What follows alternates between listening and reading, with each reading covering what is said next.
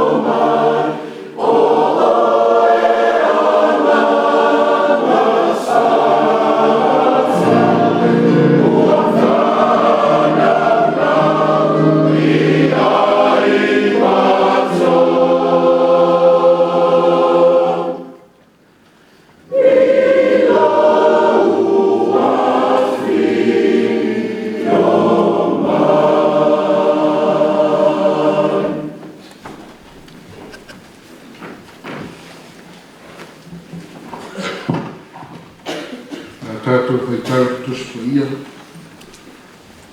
Tusifiria na tui tuai, salama salam fasi marono.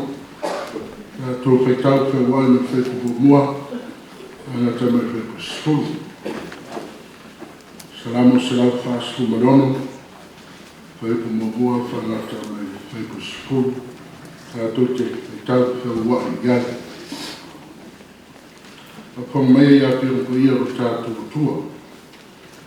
I o tō bibi atu i le liki, loa ngā ngai, i e bibi atu i le.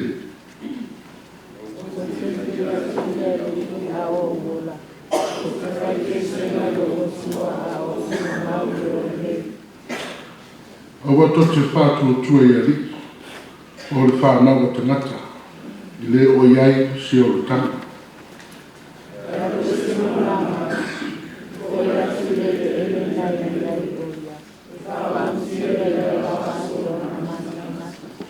Amuia le tangata o iai le atua i a popo, e whai mono sosoan, o iai lo le wha moe moe i le liki, o na tua.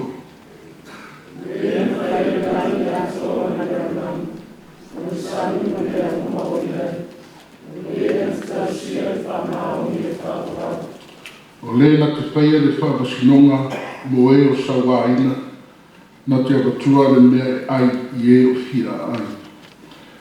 Tala e le rii ye wanono tira.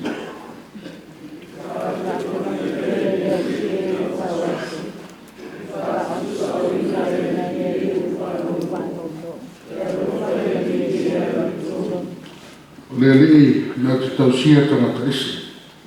E whai ma whaalangolango mo le wau matua ma whine o otira na tani. A o le ala o e ua meo leanga e whakapio ina e ia.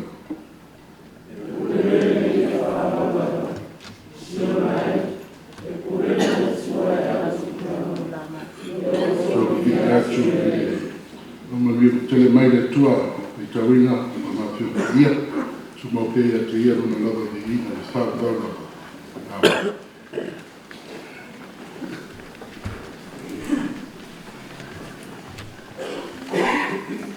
Nā roka mai ke riso i Ekalesia. Ma kōina mai e ia i a te ia, e whai mōnesi. Nia ia ki nātu o ia i a te ia, ore Ekalesia māta ngōwhia. E le aiso na ira, ko se māta mōni, ko se tasi mea whapuna.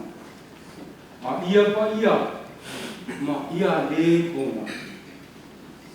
Ono swafa le rio Yesu te riso, o le tupu ma le ao le Ekalesia. O le ua whia e i mua. Ma au ina i fō mea rofa. Le mani ai le Ekalesia, o le tino o te riso le.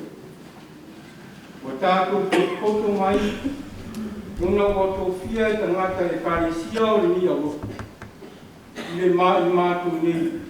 O tātou uso nei i a Martin Mariota, ma Toreka Laulaufono, nā te tausia le ni Ekalesia.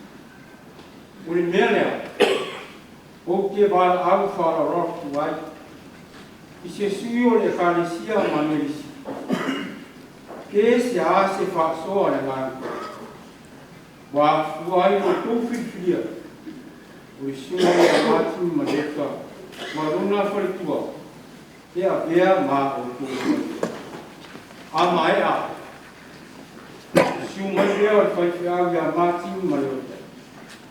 E tari whai tau o tusa, ma lo rāta keina, e vāra awa le Ekalesia i mānesi.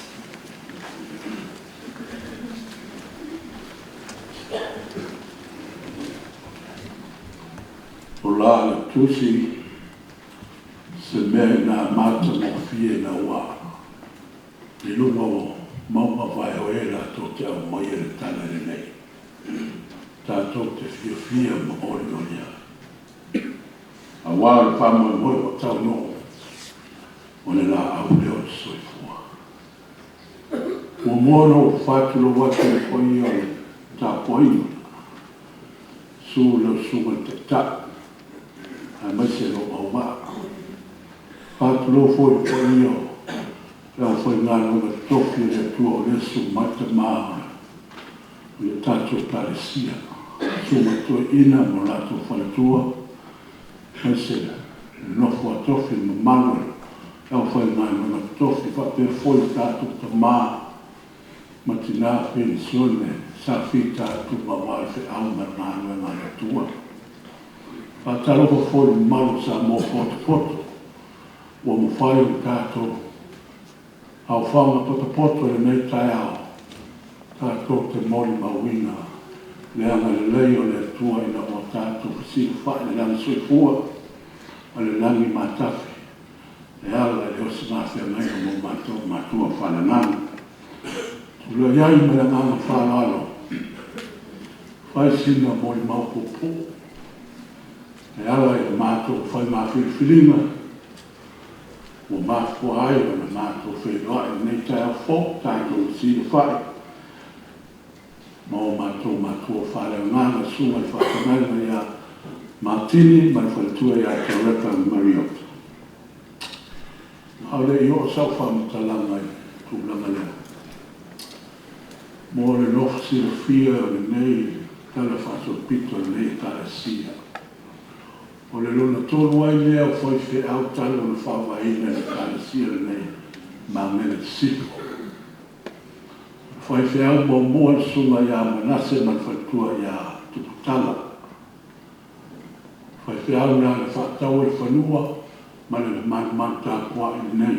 E Gāluega lea le whai whi au mo mua. O le whai whi au na rua sunga toina maloro, sunga toina pensione. Pe taia maloro keni man whaitua ia seira e taua na motu le pā. Manino le whatatia Gāluega le tua. O le tolu sputo sanga le Mātua maftanga manai o Mātua pensione. O Gāluega sa whatinoina e sunga ia lokeni e iai le Mātua whale mafuta le ho ma le maota le Gāluega ma le Mātua waonga whatata. O le lona tolu nei o Mātua whai mawhiriwhiringa. O le whamoe ina ia tāpena nganga o le aurotu o wā le mālo o loo whatete le mai. O a whai maile ngā le toru whai o pasuru ono a wā o whapea langa o nālofo mai o le tua e Laulaufono.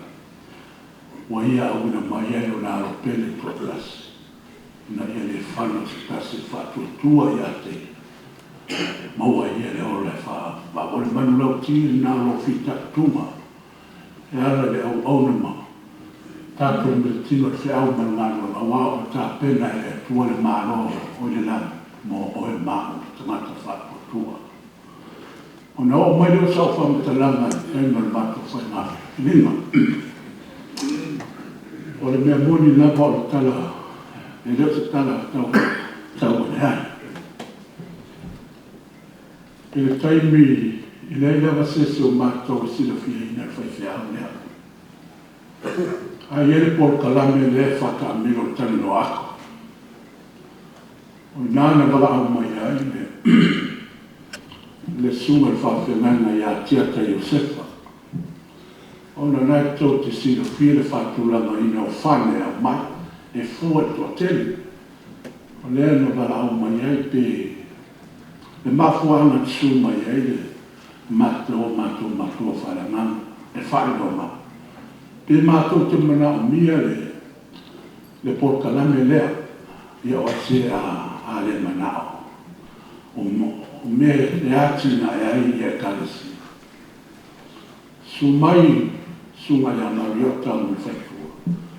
Ai a mese fo ile sunga ia tiata. Whai le Mātua workshop le Mātua talanoa. Le teini mua le atua ia vaele manu mata pa tua o pa ai le sunga le whawhenanga man whaitua. E se whai tau o tamata. E manatu e o tōki na ngalo e o Mātua ia. o mana tua le fili o tāwi tā whai e matu. Whapea wastoi ino Yesu o le mātua o le mātua o le tā ua nā lea. E se le whasino manga e tua mani musunga i a te oe maa. Fōi le sunga i a Mariota ma le whatua. Mātua Laulaufono mātua wawai. Tele mea e wawai anga i aile le atina ina le Mātua. E le ngata i lala tine. Ia e whapena fōi na manino au whala i ngā wenga. O wāre atina ina o nanga. Sau whapea. Mana ia. Te wawai e lunga le TV le whera e le whimaranga i o sunga. Ia Martini man whaitua. Uro e ngāru rua i a ngāngo. Ai ma se lawa whanau ma ki pulanga. Wa le mele i tato. E o mai i a Mātua e le whakasa. Ai o whanau le e o ti. Mai si Tapua'iga. Ma fōsia. Ia ngai le se plan B e whasi au ta pena i ia. Ia le o tara mō tu pulanga. Ia, whai atu ai fōi e le whapea o whai atu ai. E whai fōi no whamawhangu ma tauro molonga e au whai ngāna. Au le tāua lea, le tāua lea ia wai.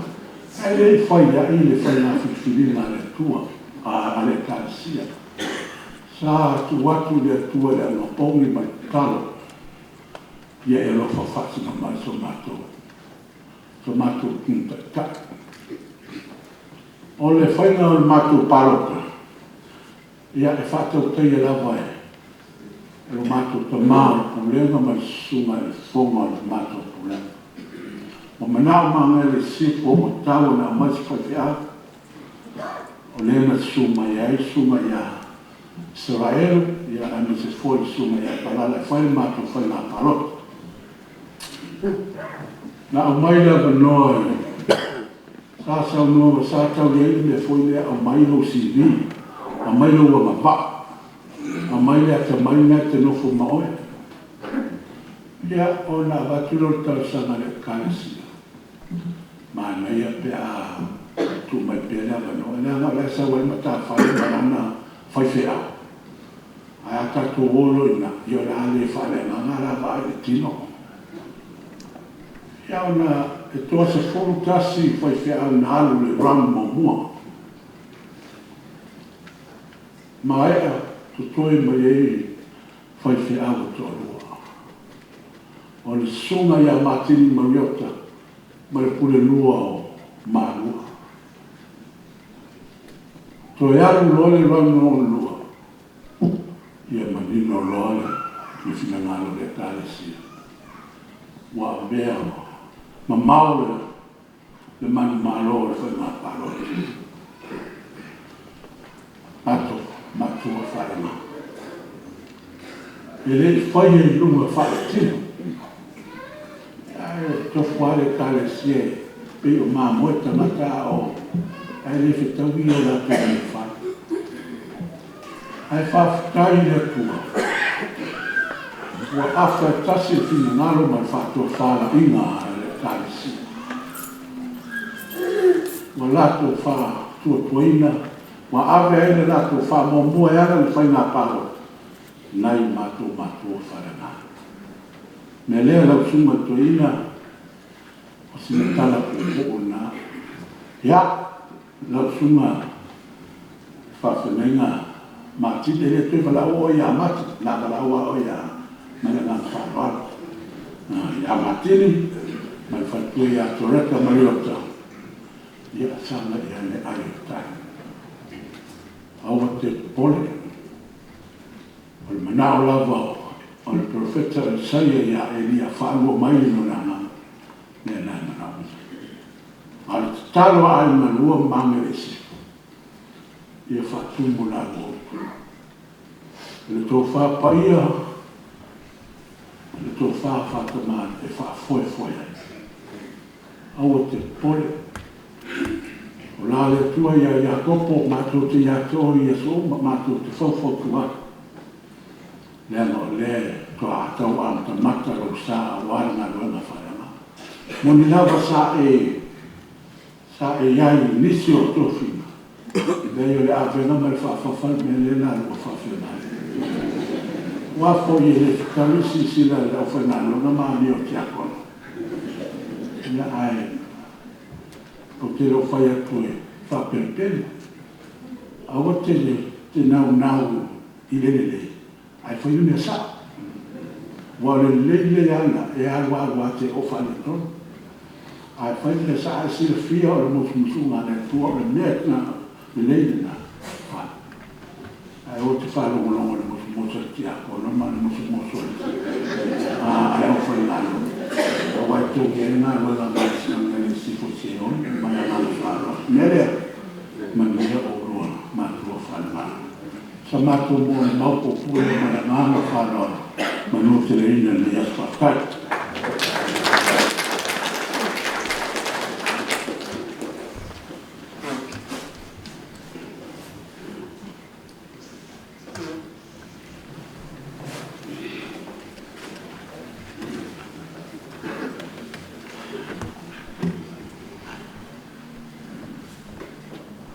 Sunga i taitai le saunima. Lo sunga le toina ia kupu whapero au waa. Le paia i ta mao le Ekalesia mautu whalitu. Sunga i whapea ngainga ma whalitua. Paia lasi o le sauninga o poto le netaia o ainga mamu. Whapea sa mua o poto. O te whatara whātu i loto paia ma loto mamalu. I la suafu manu a lo Yesu te wiso lo tātou li ma lo tātou pāwe. O upo le whaisalamu. Loa ngā ngai. Vi atu ia ni a hi. A wae le lei o hi. A wae whaava bau lava lo nā lofa.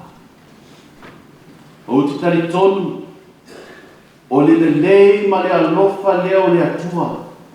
Ua tātou pape nei ai i le nei tai au mati mōti. O leo o tulai i ava ma le wha alo ki tau wai. E whaisa e wha matalang pupu lava. E tusa ma le tātou wha moe le nias. Whai mai foi le whaisa lamu. Awa nei a te mātou le li awa nei a te mātou. Ai e tuina atu le vi ingo i lo suafa o no loa lofa ma lo whamau. E moni lava upo le whaisalamu o a nao mia lava ua fuai le nei whakunue. I le aso sulfitu fekuari o le nei tau sanga. Sa malanga mai ni sui sulu maribua. Mai le paia ma le mamaru le Ekalesia nei mange le Sisifo. E momoli mai la lātou whātou whārai. O le filifilia o māua whātou waa. E a vea ma lātou whaiwhia. E leo so lātou whina ngalo po sa so māua fo i loto. Ao le whina ngalo le atua e whaungaina le tangata whātou waa. O le mea lea mai le taele o mā loto mā ngana. Mā te mole atu le angana whaftai tene. I le paia ma le mamalu o le Ekalesia Magele. Whaftai tene lava mo lo tō whawhale atua. E ala le whiwhilinga. Ai mai se lo tō talia ina o le musunga o le angango le atua. E a velo maua whatau waa. E whai ma vai ma lima o le ngārena. O le aloko i lea sa mātalia ma le anganga wha mau lalo, louto wha anualo. Ma le wha moe i le soso ani mai o le anganga o le atua, i le maua lava whatau waa. Ina ia tātou ngalo e whatasi ma le whiwhia. A wāse du mangai manguia o le tātou Ekalesia, ai mai se o alu whana. Ma te whamoe atu fo'i o tō pautuanga ma timaina. A wāre a ngai luma o ngā rei. Ia, e lei le moto e pā a o tō Sisifo. O loi moa o Martin, Mariota. O lo ta mai sa mai pale alili I sa le lua I ili ma sa fune. A o lo tinai sa mai iwa ma palau.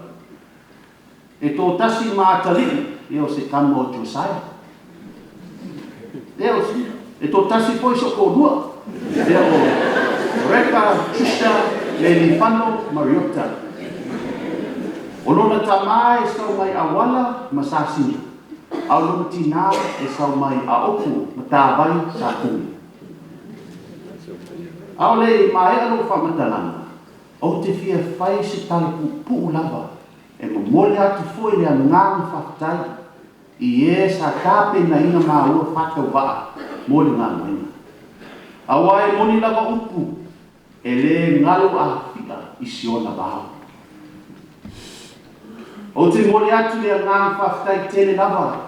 I le sunga le whapea ngainga ia kei o whafoa. Ma le whanitua ia lua whata. O le whaifi au mua I le Ekalesia I nepia. O la ua sa amata le ngā luenga o le ati na ina o lo ola whale nganga I le teimi sa o le titi. O te mole atu fo le ngang whaftai I lo grandfather. Le sunga whaifi au toi ina ia Mariota I sai.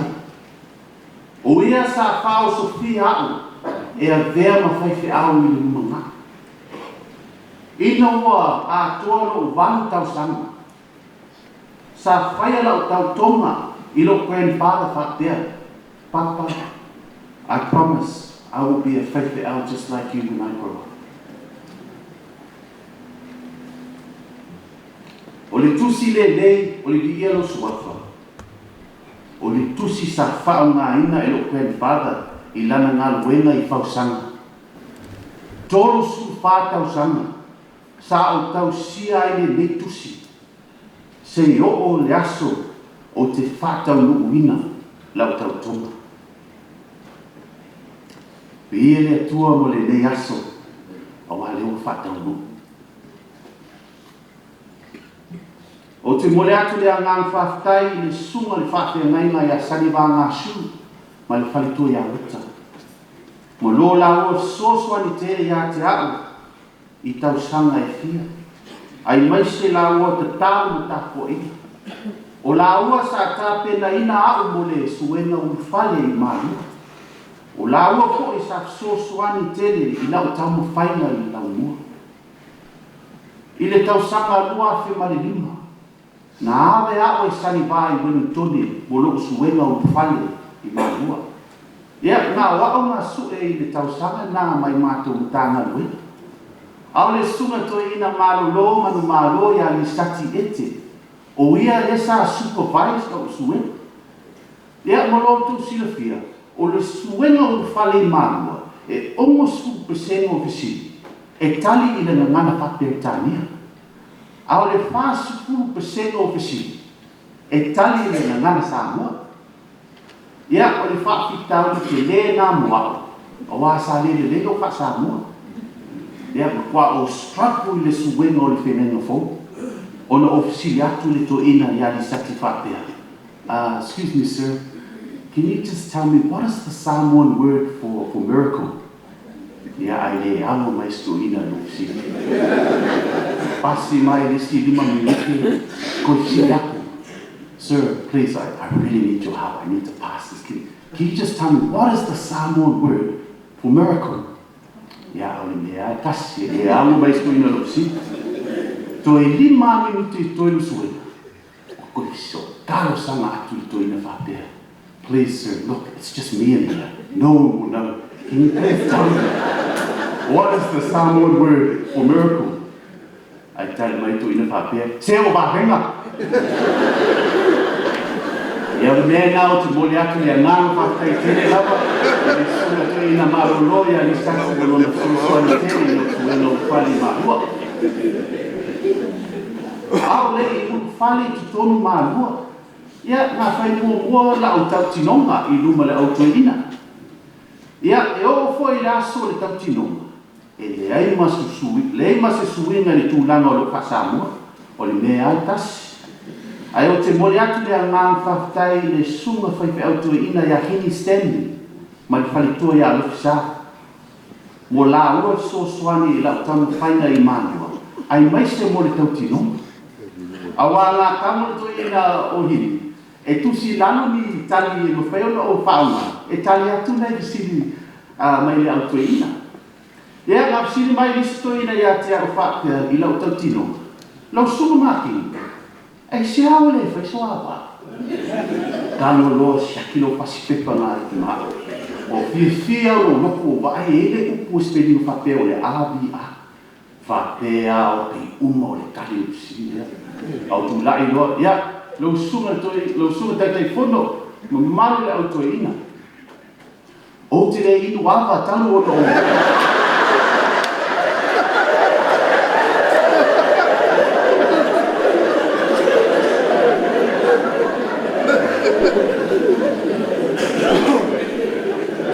O te mole atu foi le anana whakatau. E sunga I whaiwhiau o lau vasenga. Awa o ke le vai mo se pa kwa tu lo le sardina o se pa kofi ai whaftai tele lava o la tu so swani le tangata whātau paa ai mai se tu langa o le ngangana whaftai le tu tatu whātasi mai manisi sui o la o senga le sunga whate nganga I lo pati to le afua sunga whate nganga I a heni ito ma le sunga whate nganga I a anitoni misa. Sa wiku mai maa lua I le tausanga lua afi ma le iwa I le maasina o Novema. A o lisi maasina so o ai ngā maliu whakfosei mātou whaiwhi au sani wā. O le tō whia o le sunga toina I a pupo sua o te waai ngā luenga I leifia. Ia o le a tō le sulu lua maasina ia o na mātou o silo le whea ngaina ma le sunga le whate ngaina I a awhatalanga ma le whalitua I a nesi. Ai o te mole atu foi le ngā whaftai I le sunga ia awha ma le whalitua I a nese. Whaftai tere lava mo lua whautuanga mo ti maina ai mese foi upu whaamarusi au mo Mauna Toreka. E le ngalo foi upu whaamarusi au a awha ia te au whapea. Even though you are a New Zealand born, don't let that discourage you. Because if I can do it, you can do it too. I le tausanga lua fesu malua na masifi pori lua mangalu e whaatasi ma le sunga le whawhea nganga I a nove ma le wharitua I a penina. Wa o le tausanga le, wa a tole sfuru tausanga talo na mangalu e whaatasi ma le Ekalesia pori lua. O te mole atu le a ngā whawhtai tere lava I lau sunga le whawhea nganga nove ma le wharitua I a penina. Mo le tāpe na ina o Māua whanau o le ngā wea.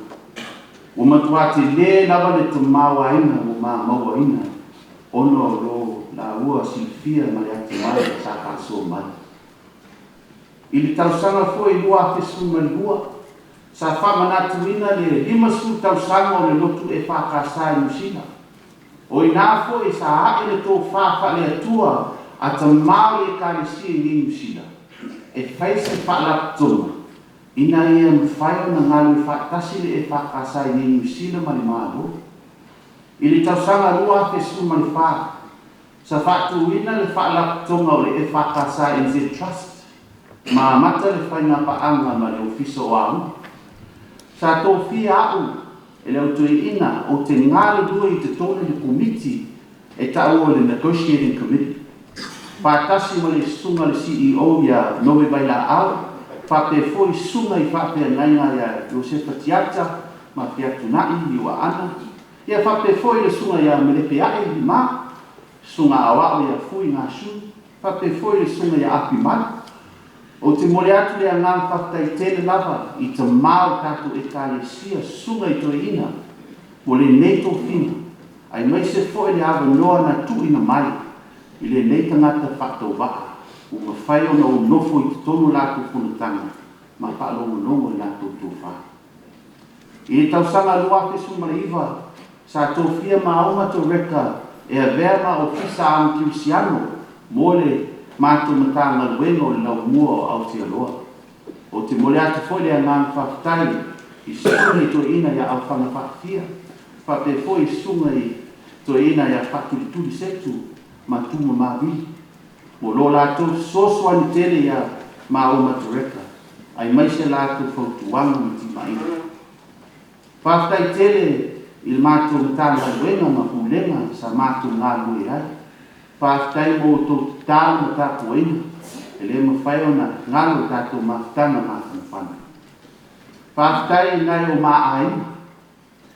I le mone o lo tō alofa ma le titi whaitanga. Le tuu mai o lo tō tau au mo le nei whamoe moe. I e whamanuia o tō le atua ma i atu maupea lo tātou Fealofani. Whapitoa lo ngan whaktai i ngai o Mātua. O mātua māu o whai langi fulauna. Ai maisi nai o Martin o lo soifua ma mafuta pea. Whaktai lo tō whakpailele o mātangata. Ai maisi lo tō te tāna ma Tapua'iga. E le mona lava le lea ato toa, ai o le whakamarusi a Paulo i le Ekalesia Filipi. O te mawhai mea uma lava, ono uia o whakamarusi mai a te a. I can do all things through Christ who strengthens me. A ta ape le lea awhia, ia tū mauri a rii i lo tātou wā. E manuia lo sunga tai na sauninga lo sunga tua ina ia popo, manuia le lea awhia, ai ora maua i le alofa le atua. Amen.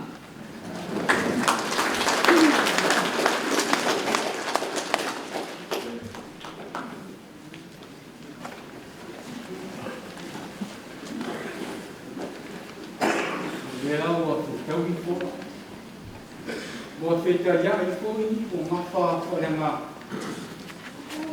Wa mai so no mo le Ekalesia. Mo dio ko.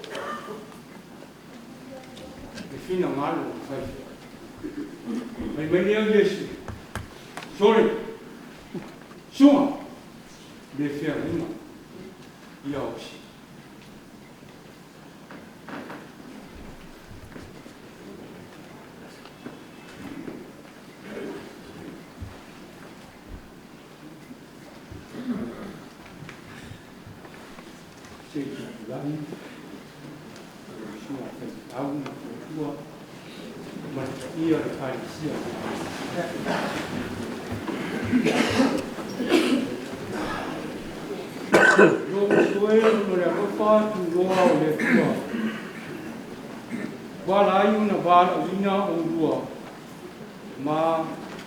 Una wosa unia i mātou mosui o nei pulenga i manu kau i mai. Mali nei matanga luenga a manu kau. E tui nā atu re nei Ekalesia i la o lua vai. Ore mea lea, o ke whesiri atu ai. O ua o lua tatonu ea i te tua tokas. Ore ta mā, o le alo ma le ngānga koe. O ua tau tino atu. O le rio Yesu Keriso, o rua di mai kau. O mātai tonu. O rua te tonu, o le tuspa ia o le whenganyo kwai ma le whenganyo fō. Ma lava lea mawai a o ngā uma. Tau le whaaratanga e whakawau. Le ala le wha tutua gā Yesu Keriso. O mātai tonu. O rua te tonu, Yo o rua loku, wa vara una o rua e le tua, e tau sia le ni Ekalesia. O mātai tonu lava ia. E rua te wholofola tuea, o le a whaia la o rua ngā luenga male whamau. I le tala ia tua fionga le tua. Tau si i sakarame.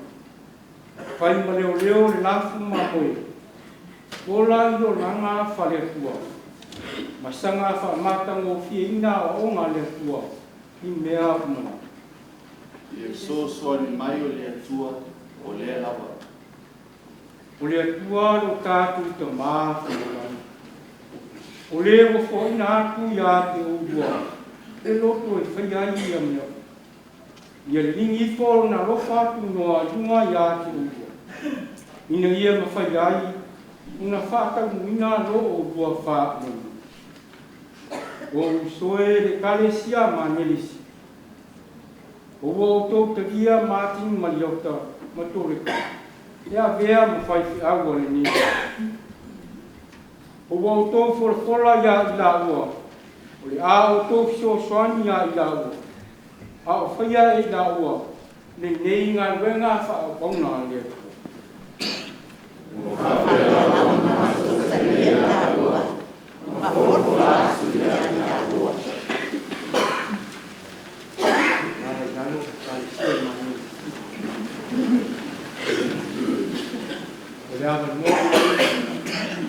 Mori mai ai te ia o losi ngā whinga.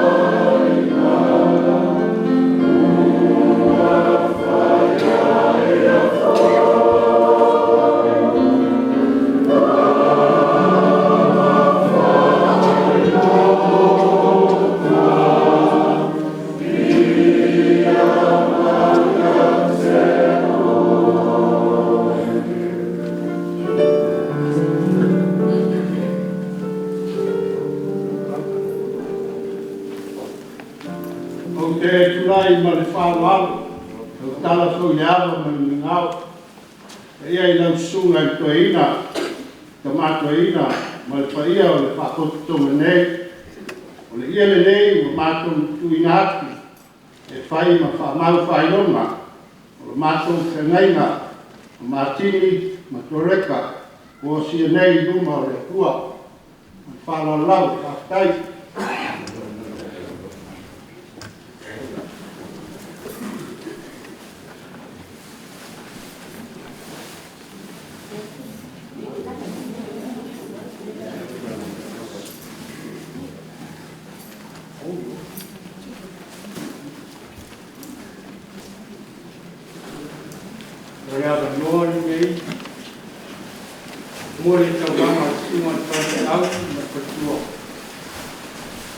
Ekalesia.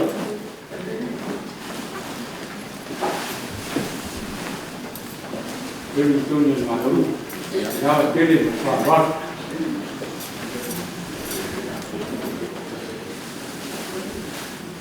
Kai na suba kai mole moa.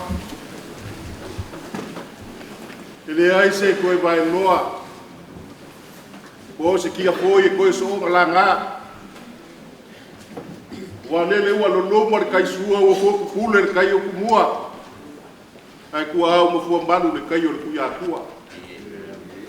Wa lele wa kulilia le kai ao. Wa uli le kai. Wa lele wa mo fo ia sua ma wololo. Wala la mo fo i sa kwa. Wa le yaso mo pa mo boy. Ol sunga fa Feagaiga pa Ekalesia. I Magele City. A wala la ko wosi nga Feagaiga. E vai a ver ai Fofoga le Ekalesia i pulipua e pai ma Fofoga ma ko fale nganga. De sunga ngope vai la au mo fukua ya penginga.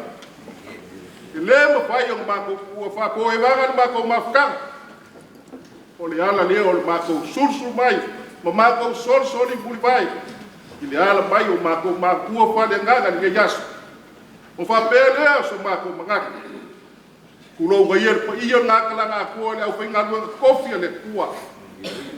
Ka ko pa iya ma palu ga ya so sul ko inga. Kai ngage le au finga luenga. I fa Feagaiga mo la ko tua. Lau sunga kia koko inga. Kai ngange foi.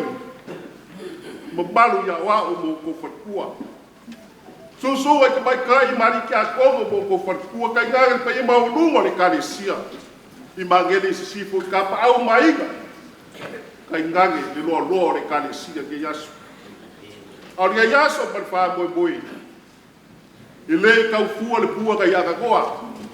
Ile si fua forte mai kai. O kupupoe. E ai le bafuanga, le falala fua forte niu. O le yaso. Nga maku fapeanga ku rou rama manu le kua. Wa upu o kala de lei. O maku fapelea. O le mea lo forge boliak. Wa le makamio le Gāluega. Ama kingi makoleka. Ka walaku ya govi maila au mangei Ekalesia. Ya bangkai le Gāluega. Leo la boliak. Pai le Ekalesia lau sunga le. Pai up, papia po le Ekalesia. E se pulu wafe kala. Wa kawa se me o mafai le suka ya gobe pa la au marfakua ya e linga ma ke Ekalesia. Wa ma. Pamalaga mai le wasa le ea. Ma usu ia sami. Papia po le ma kui ma ba gao. Inga au wai mai le so. Wal fa mo fai au mo fa kua pa pele o singa Feagaiga pre Ekalesia I Magele. Pa pele o makupu. Ia lofo le kua fa maguia. Sunga I fai au mo fa kua mo Gāluega. Ia lofo ngia Gāluega ia bawa ngi ngaku skele wale Ekalesia. Ia fa pe fo upu le kua. Ma lia ai fa no lomo. Le fofoga le Ekalesia. Ai mago ka sangaku.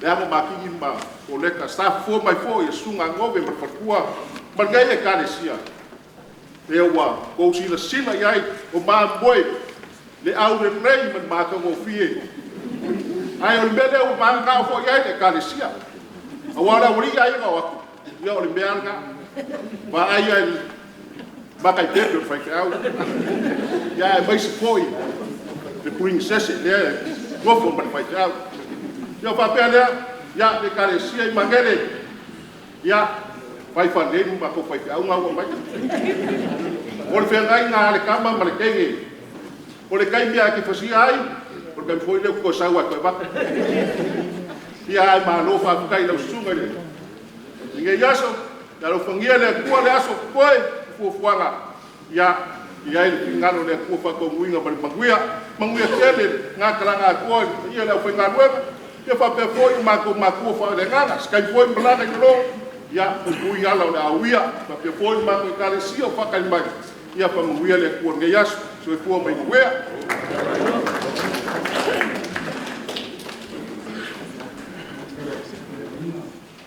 Nei fa ma o le tua o soi fu o yo la fa mai na mo le tua mai na ma lo le beli mari mai o fa na chato pesa se dá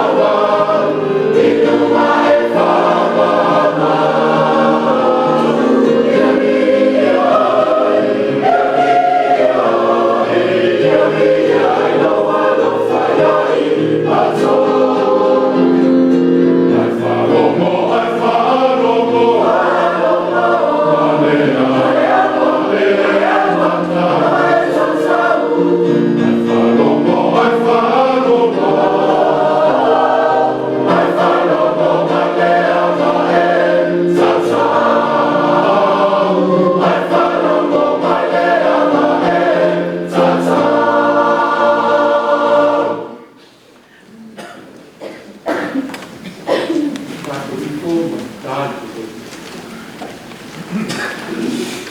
Mātua ke haringa. Ie whakamia mai o unga me te. Ue o tina atu me iai me tau singa o hanga o kamata. Ito tomo re ni. Ni hiporo o hanga o ia. I unga i atida. Ni e mawhaia e tāua. Unga tau a reina o lātu i pai. I le whamaunu. Mane mātara. Mane roto. Kua maia i atu la ua le maanga o mai. Mane roka. Mane māwho koku. Ia bea nāna runga. Māle whawhanga ngā ie go whakana. Ka mānusia ie go whamau. Ka māwhanwhane ngā ie go kuko ngati. Ia ki ngā ai nau i Ekalesia. Ma ia whakitu ngā tuai tangata ngā sala ia. Ia leo inga i ngā ua. Mai ei ma whako susunga. Ni ia whamaina pēa o rāko ruku. Na māru osi o rāko ngāna. Ma ia māru māro ai mea ia. Ia maua i ngā ua i anu. Ni pane o leo. Wa umau na kura mai. Iana a ona a maa. E whamani o tiri. Ie wa iai e rāko ti. Ie a una i rāko. Ona o le lāna. Ia whawaina i rāko le langa pa ia. Mane a mi o tua umana. Ie taika ina i rāko. I ngāre ngai tele a kirisi. Ie tausia pēr i rāko. I le mana e ala le whātutua. E o wai le whaotanga.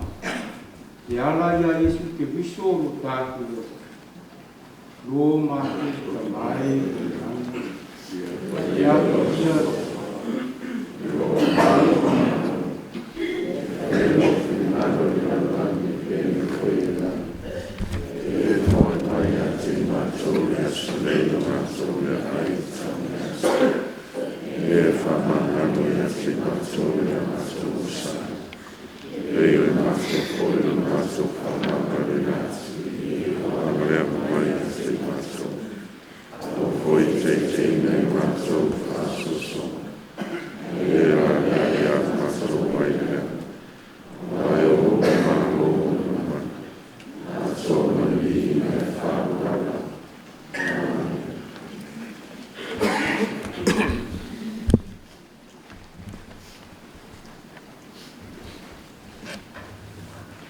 Le swafa o tātu wari o Yesu ke viso. O te fora atua nei. Wa tō fia Rev.Martin Mariota. Ma Toreka Mariota. E whai ma whai au re ne Ekalesia. Ia te o ua malava. Le rofa tu ngō le ri o Yesu ke viso. Le rofa o le atua. A toa ma le mana o le nganga pa ia. E lea mua. Nei maso mua. Se ia o le whakapau napa. Amen.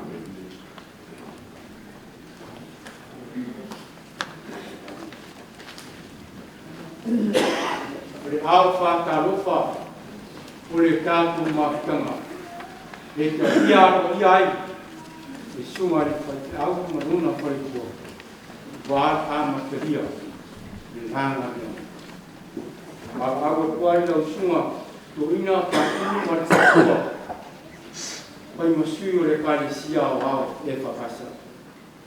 Lau sunga to ina, ana tiu le pena marisatua. Mo le purenga a waikari. Lau sunga to ina, lau sina mbae marisatua. Mo le purenga man kausisa. Lau sunga te akongo to ina, Tolo mano puli mangafa mo le tua. Mo le mtanga duenga manuka. Sunga I fai au mo tua. Ulenga manuka du mai. Ma suise to mo le Ekalesia I manelis. Maia, watu to a Ekalesia ia e tuma te ia manona ko.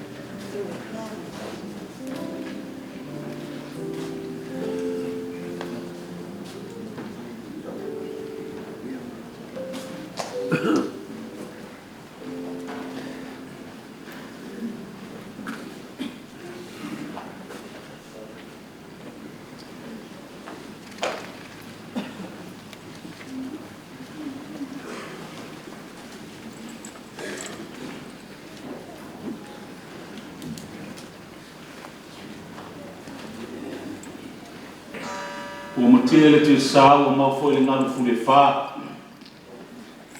O te whātulou, i le paia o le tua i le nei tai au.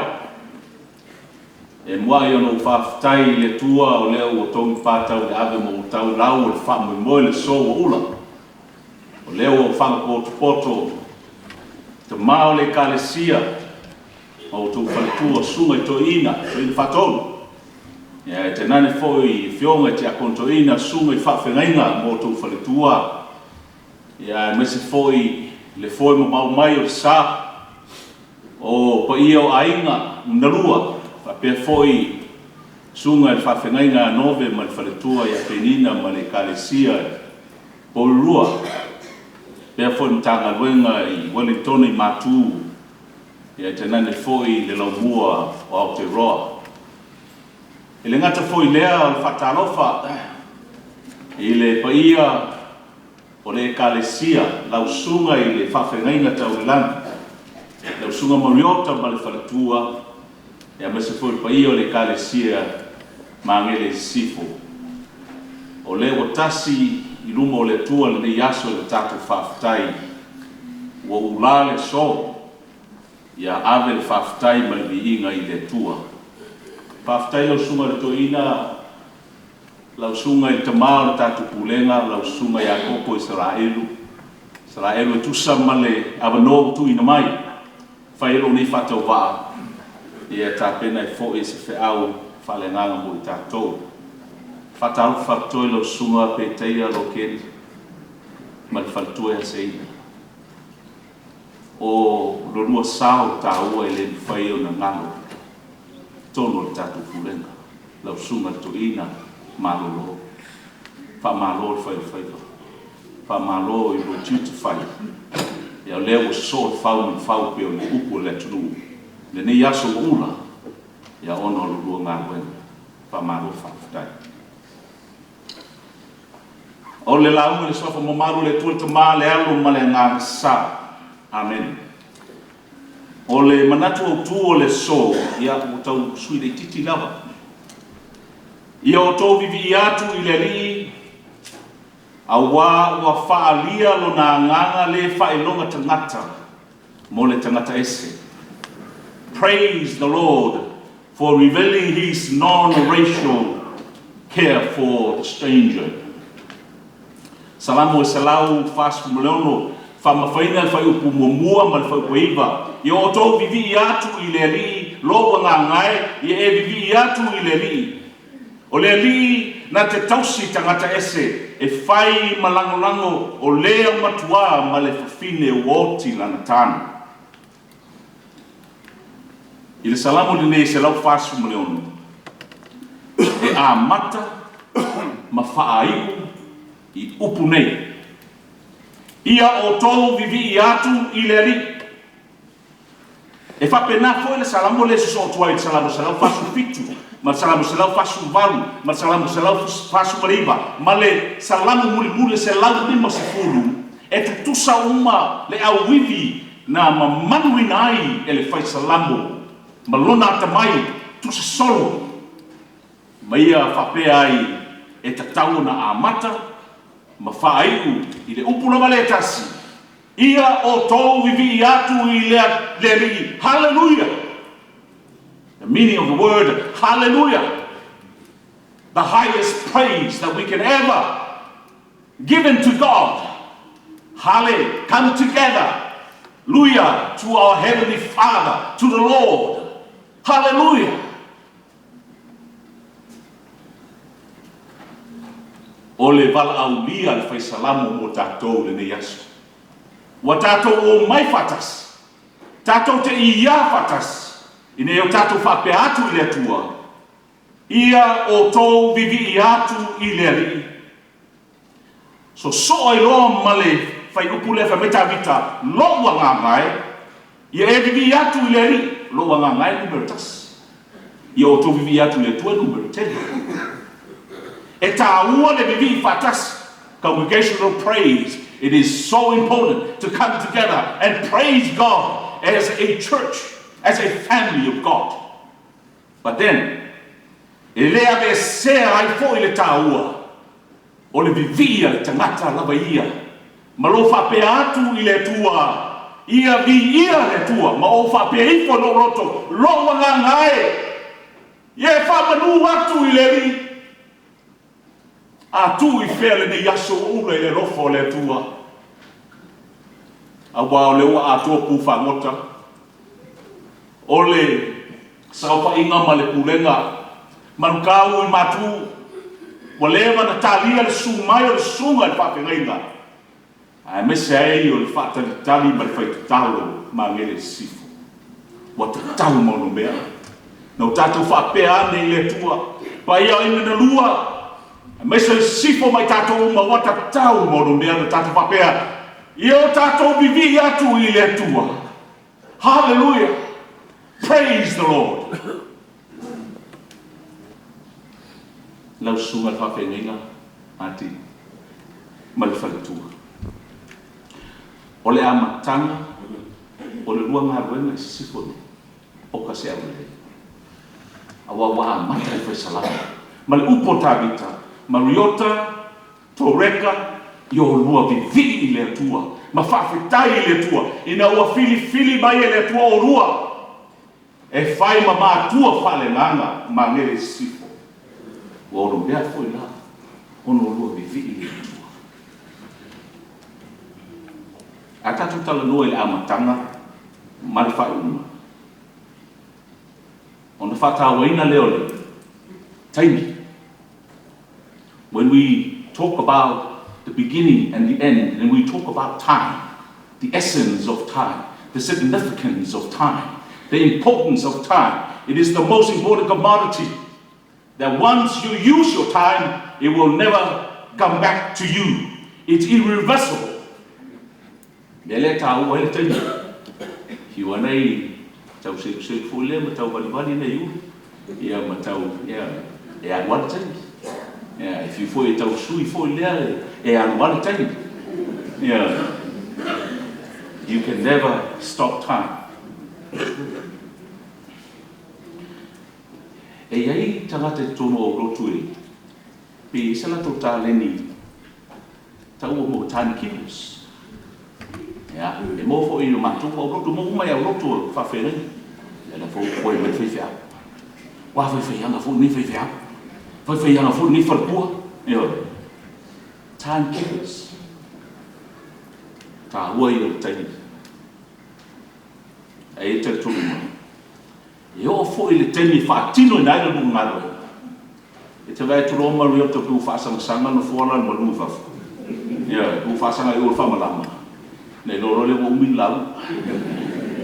Te whalong turo walu whapele i li fo i le alana le rumai. Ia, walu whapea. Ti ngal maru ala ya wari. Ia, nei loa lea. Wa umi te talo pe umi fo lau. Ta ua le taini. Au tangata ia le au timekeeper isia. No nofo mai la tamo i le hausia. Yo, ia da. No nofo mai la le piko Fa ni maono i tu la sa o va pe patua. Yo. Timekeepers. O fai koe lua. Mana ia fai koe lua. O te vivi atu le ria o wola. O te fai pe senga i rogo tua. O tu mau le ola nei. I se fai sina tatu exercise. Mana me tono. Mana me fafo. Aftai o tatu ola pea. O le fai longa le. O lo iai le ngana o le atua i te tonu i ate oe ma le ola i ata.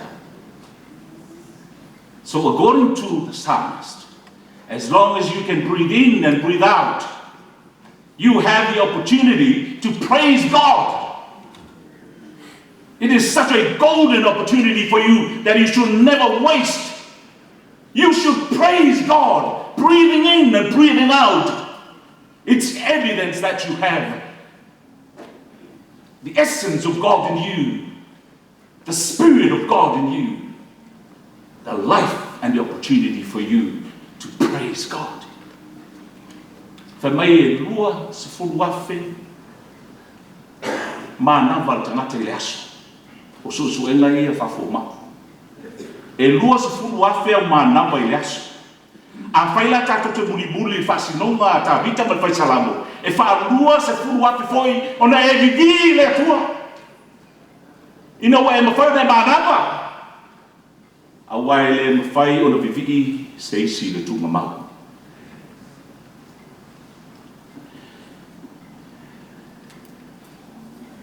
Ma nei fai koe lua nai so, fai puna so fa mai. O te pese, o te fai pesenga i rogo tua.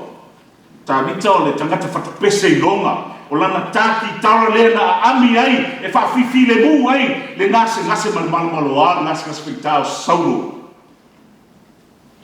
E fatu ina se pese. E fa me taua, o upu lyrics. O le pao, beat. O le leo, sound. O le pitch. Man malo longa, rest. E malam lama le e tiata vele la velu tiata wa e ba beta. Ka le malam lama e winga le e Fuimaono. E le ba lama ai. Alta o le mele. Ole. Ata pena ele au asafo. Ma le au fatu vi inga le tua e ta pena le fai pese vi inga fa le lotu. Ai lima i vi ingo le tu e pese le fi au. Pese le fi au.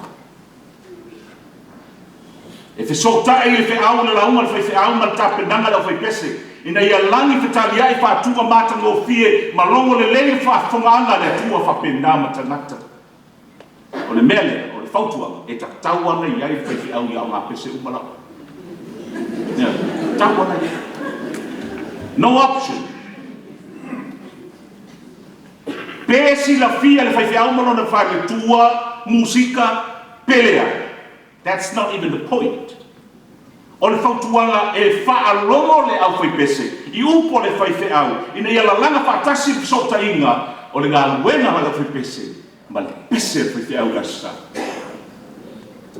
Au na momoli mai le fiau o le fai fiau. Ai momoli mai i le fati manu le pese. O e o tangata fifia. Mai pai fai mama moli e o foi a ai fina nada le fe au tara le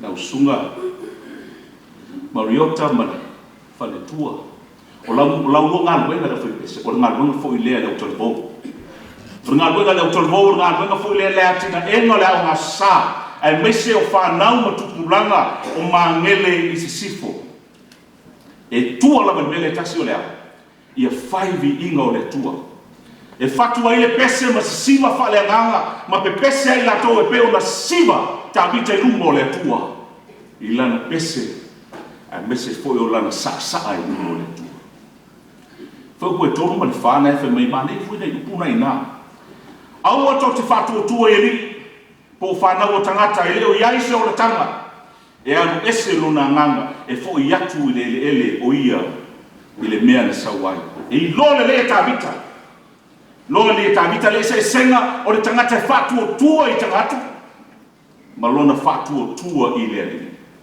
dala leo lan salamo le salamu suma fitu a fai ele ati na ele ile fale e ngamu e fua ila to e ati na a fai ele ina ile ai e mata la fua ila to ele leo le taua le iai fatasi o le tua ma le lua Gāluega Mariota ai mese foi pa ia le Ekalesia Sisifo e le ai se tasi e suia le tūlanga o le tua e tono o Gāluega fatotua i le tua i mea umalava o waena o le tua e mauaino o rua o le tanga Mariota ma le faletua e whakasama ngere Sisifo se wailonga o Gāluega le lei tono le Ekalesia wa e ma fai foi ona fao so ina oe e te fatu tu e lo marosi ma fatu tu e lo tomau ai fa moe le fatu tua ma fa lango i le tua ma le loto ba ola o lo mas ana na wa fe beta o tangata umala e fatu tu e tangata e i ulapa i le tasi le fai ai la to o le wefu ma le ko liba ma fitu nei le kuma nei o fi o mai amu ia le tangata o iai le tua ia kopo e fai mona Fealofani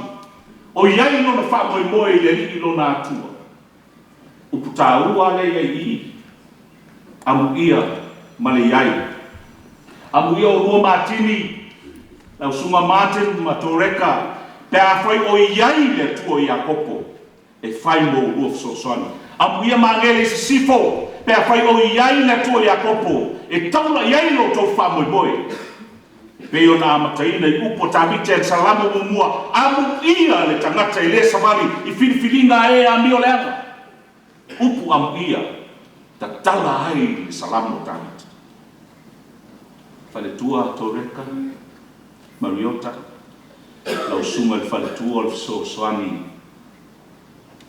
ma lausunga le fautua i le sunga le whaiwhiau e tua lalo fautua ai mana mia foi o se Fealofani ate ore ale fe me fe salamu amu ia o Toreka pe a fai o lo ia te ore le tua e fai mo Fealofani e fai mo fa mo mo e le fe mo fi fo maftanga tinai sifone tatu te no ma fu e tatu maftanga tina e ese a fu le level ita mai malole masina mo ia va tu fo lo i wa mata na si le tan ia to on to fa me fa tu tan ne ia vela mafta e fai ma mafta e fa te tai mai mafta na pulena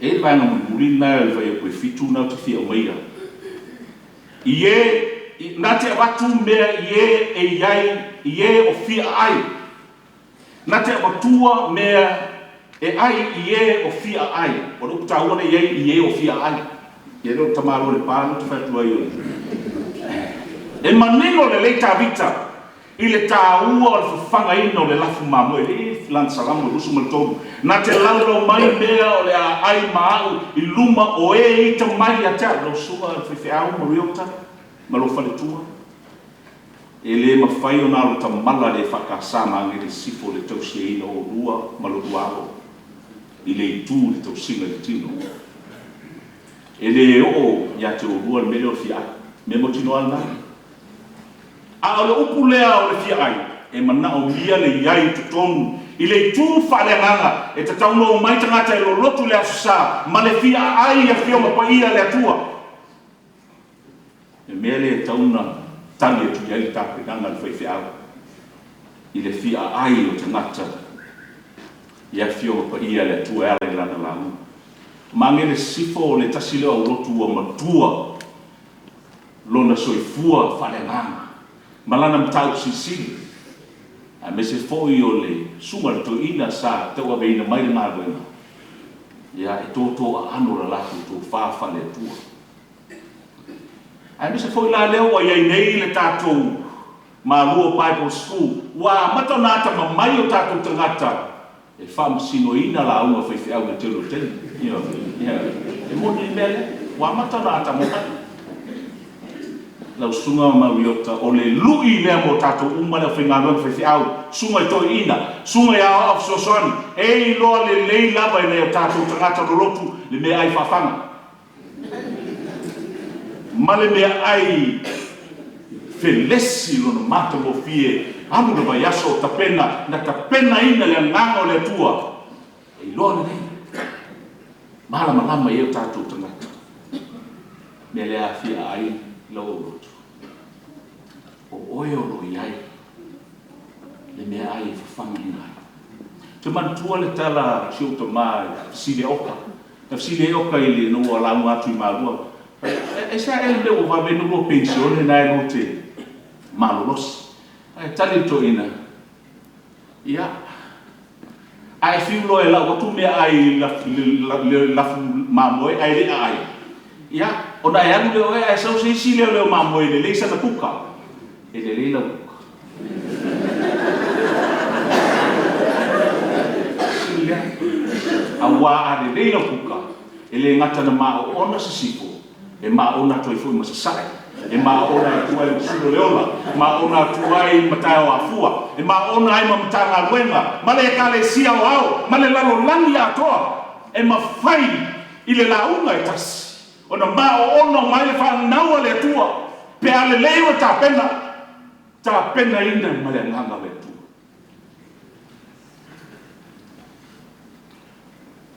Whaupu e warima le iwa.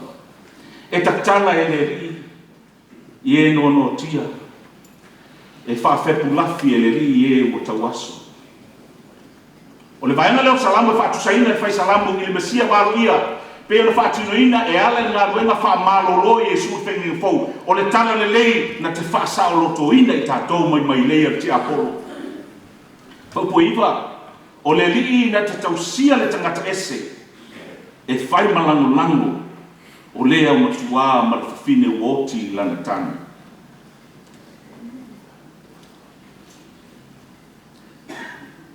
O le ala o lea me o le ana. E whapio ina e ia. O le rii o le whamasino. O i o le whamasino sino. Tātou tā ualupu o whamasino. Malama le lei tā vita. O le atua o lona whamasino sino. O ia fo ina te whamasino ina. E o sawa mai a te. Le ala lea o le leo o le lima o tā vita. Ia saudo. Whaafia na tu ia e le atua. E leo ia ino na lima. I leo o whaawina e le atua. Lau sunga Mariota ma whakatua e.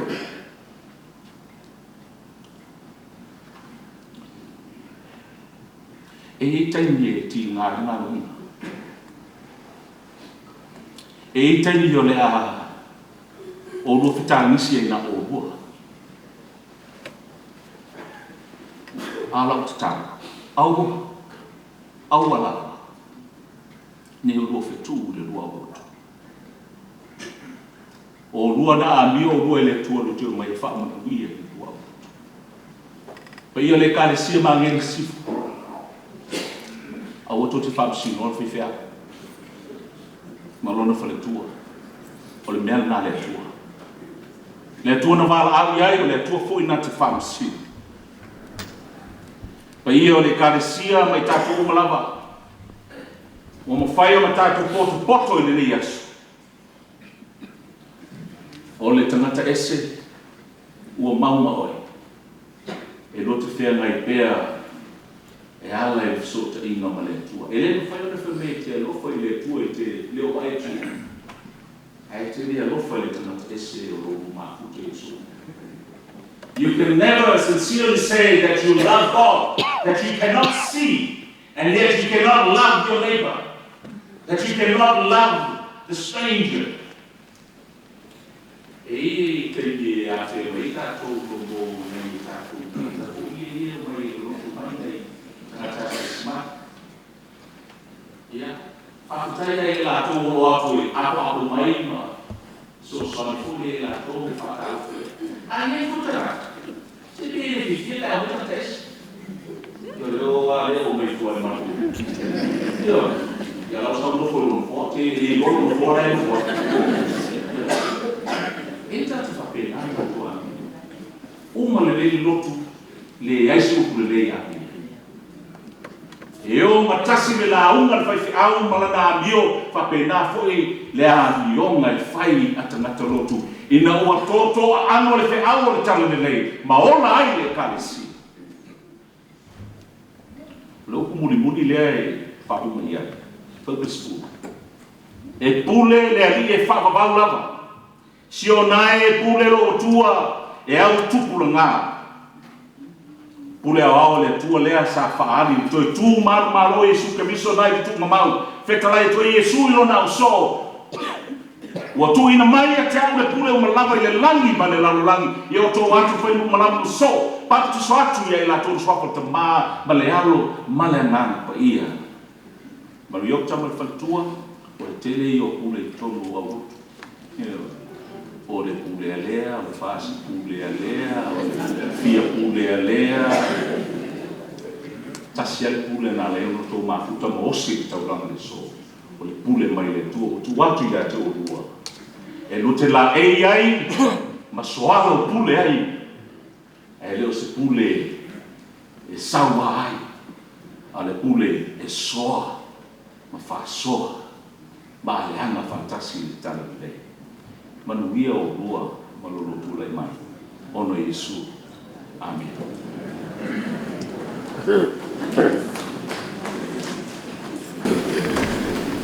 Maki, ele pule ao pau. Ele pule ao pau. Pule ao pau. Manuia tam orang dua. Iya. Maru de Kasia não tem mais isso. Tá com isso tudo se lava no chão. E a sua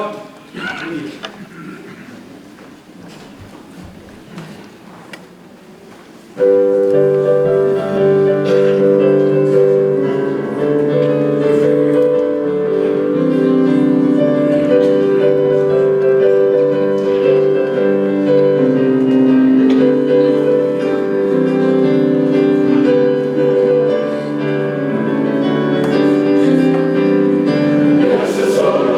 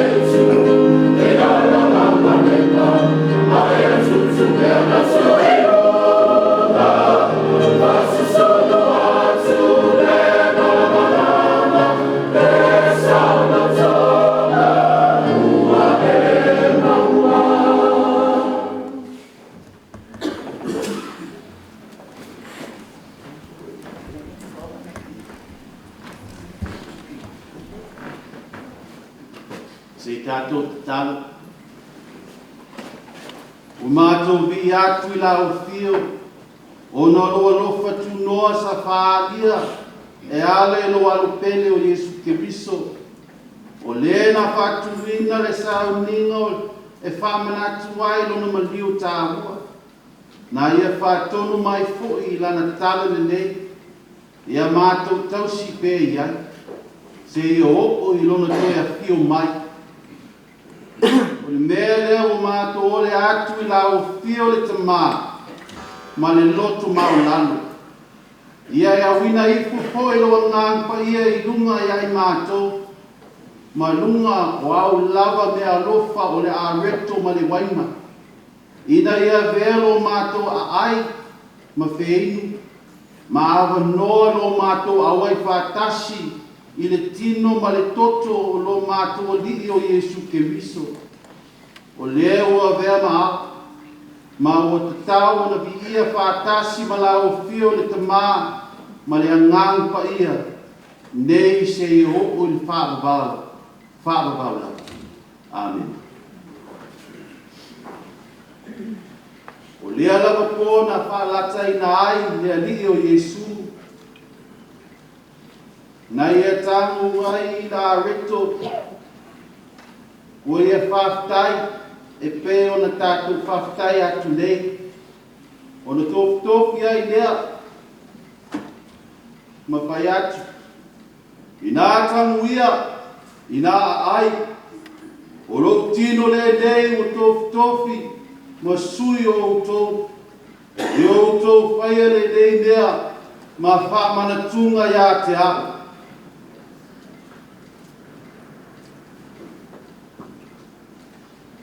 O ia whape foi I le ipu, ina o uma o na ai o whape atu. O le ipu le nei o le whengainga fōu lea, o rau toto, I o tō whaia le nei mea, ma whamanatunga ia te au, I asu uma tō te whenu ai.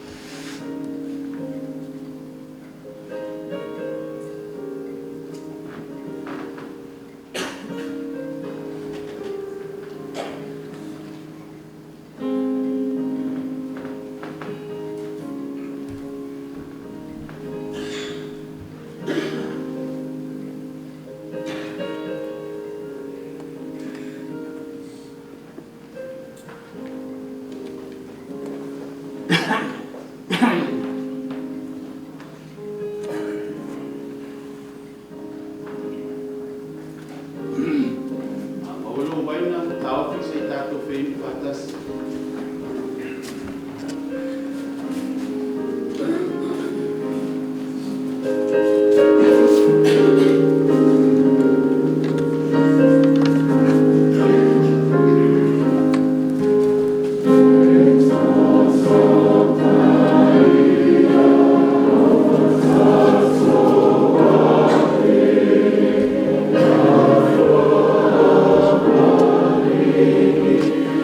Teutupe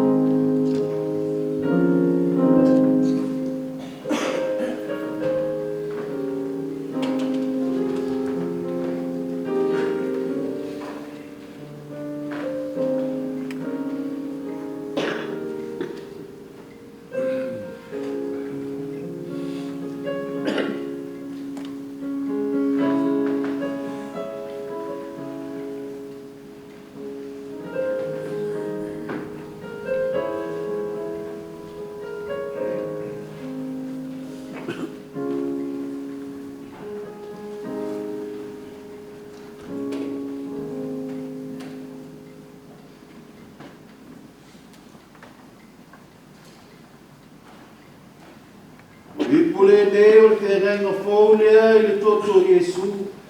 Ua whaamalingi ina mo le whaamangaloina o tātou angsala. Ia tātou whino iai ma whaamanatunga ia te ia.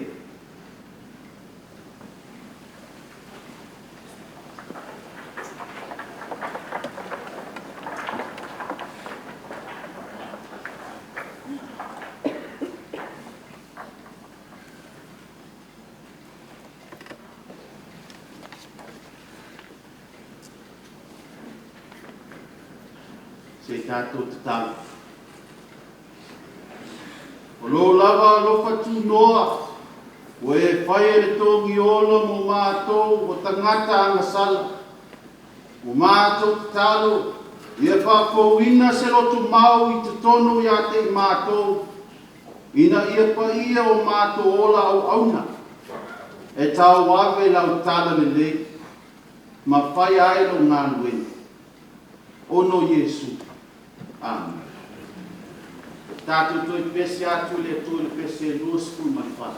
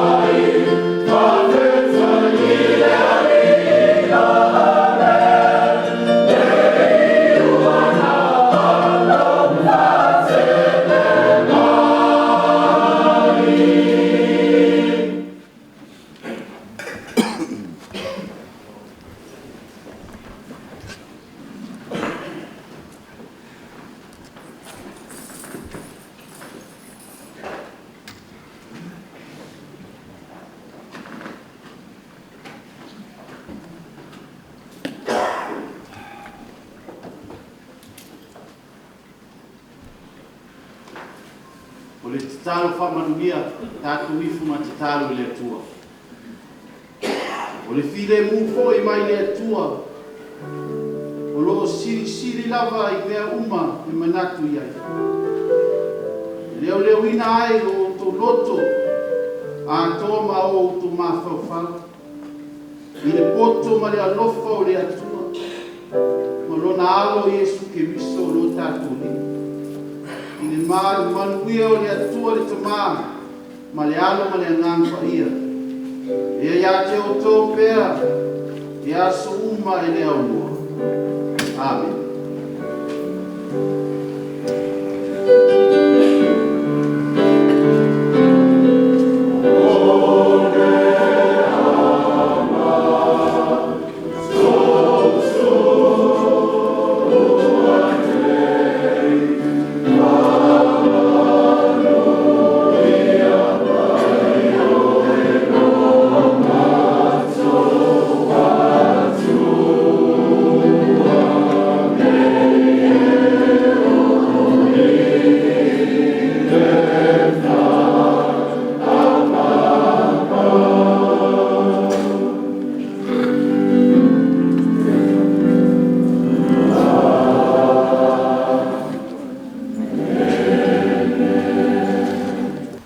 Mauinatu leo wa mae o na lafo foi o solini wa e foi whanua le whatautai na tautai mata parpala wa ne yaso mai whama moe ana e saunino pa ia he mamoni tuai le mama le whaptai me whamalo lau suma i tuaina lau suma te tai Israel le mai se foi o wa tu sai mai whatinoina o le nei saunino pa ia e whate foi pa ia rau foi ngā wena ua mawhai o tātou fantasia moi mauina nei whamoe ma le roa so tātou o tunu ia Laulaufono le tua ia whapenanga maua le soifua manuia lau sunga tai o tātou pulema ma le whatua ia ia whapenanga whafoe foi pēr tātou pulema ia na Tuiloma e manuia ai ia wharoa foi soifua wa le pu ma ba le ala na buena ai wa tu lai ma na whalalo ma la watu i lau suma te ta lo o wa ma pa i o to mau tātou Ekalesia me se foi au whaingalona mai so se Petivia ono whai tau langa lo Tapua'iga tātou atino ia a mai e Tapua'iga ia suwai ma kalatu au tua mauta Fale mafuta nei Ekalesia lea ua mai a ona tāpeneina ta mafutanga ia wale tani ngā sua e masi poi nisi o tūlanga masani ai lea ngā nuka Samoa ia su whapenei ia whapena hoi malawati mana ngā whalalo le mamalo Samoa poto ia tātou awai whatasi le ngā whalalo whatai